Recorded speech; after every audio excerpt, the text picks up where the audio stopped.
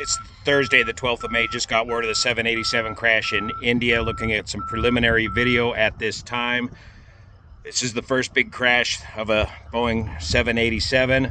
This is going to be a very important aircraft accident investigation. We do not have a lot of information or data at this time. What I want you to do when you look at these videos is try to figure out a couple of things. One, is there high enough resolution video where you can see if the ram air turbine, is deployed? Is the rat deployed? Two, look at the landing gear sequence. Look at a normal landing gear sequence for a Boeing 787, and then look carefully at this accident sequence, the condition of the landing gear. Remember, when the gear retracts on the 787, it starts with the bogies tilted back like this, then the inboard doors begin to open, and then the bogies start to tilt forward, and then the gear retracts up into the wing.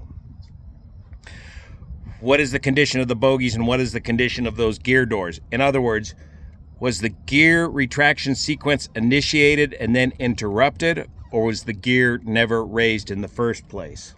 And secondly, what's the configuration of the aircraft just prior to impact? Are the flaps completely retracted, or are there still some flaps deployed? So lots of questions about this. We don't have this information just yet. We got to get the cockpit voice recorder and the data recorder before we can really begin to understand just what happened here.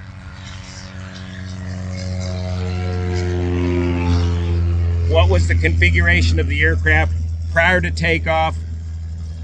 What was the takeoff and landing data, the toll data for that takeoff?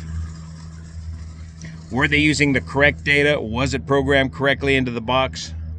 What was the sequence of gear and flap retraction? We'll talk more about the flap retraction sequence in heavyweight aircraft here in a future video when we get more information. Good luck sorting through all the fluff that's out there on the internet right now. We'll get you more information here on this channel when we have some facts. Thanks for your support. See you here.